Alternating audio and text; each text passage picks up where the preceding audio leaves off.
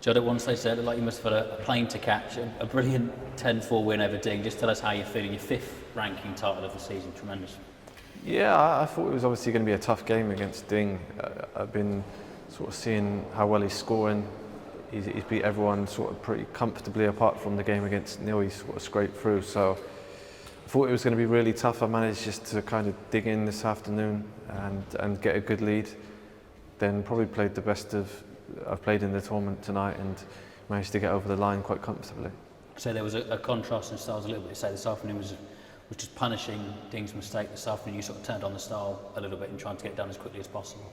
Yeah, I felt a lot more relaxed and I was just hitting the ball better tonight. I think whenever you've got a lead like that, you kind of just relax and play as if you're in practice. So I felt very good tonight, and I mean, it's always difficult, even though you've got a big lead.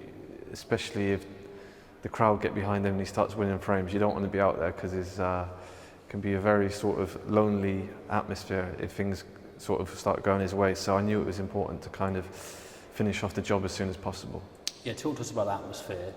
Neil Robertson said to me yesterday or 2 days ago that playing Ding in his own country in a semi-final, a big match, is something that dreams are made of, really. But playing in a final and to beat him the way you did, that must be something that perhaps you'll look back and reflect on in years to come as a really high achievement.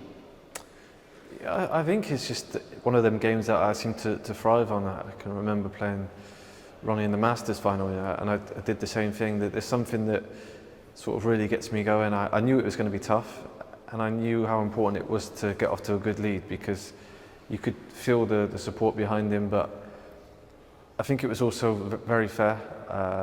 It's obviously difficult. No one wants to have your opponent having more support than you, but sometimes you just have to use it to your advantage and use it to motivate yourself. You said to us the other day that when you're not playing your best, it's just the will to win, sheer will to win that gets you through. Just explain to us what that looks like on the table. Is it like a headspace that you get yourself into because you look so focused, or is it more sort of just falling back on basic fundamentals? What is it? I think for me it's not punishing yourself.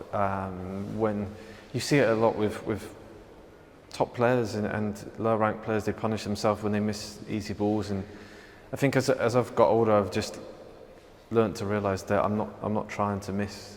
So there's no point punishing yourself. You just go back to your chair and forget about it and just look on the bright side.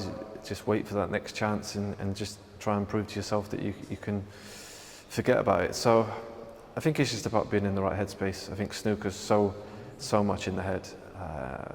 There's obviously a lot of great players out there, but if you can mentally be in the right space when your chance comes, then you've got a hell of a big advantage. Has that taken a few years to master? Yeah, it took about 25 years to master. Still not there yet, but it takes long. And obviously I can't do it all the time. Nobody can. Nobody's perfect, but I think it happens a lot more. I'm a lot more consistent with being in the right headspace nowadays. Lovely scenes at the end there where you walk in the trophy round and sharing those sort of scenes with the fans.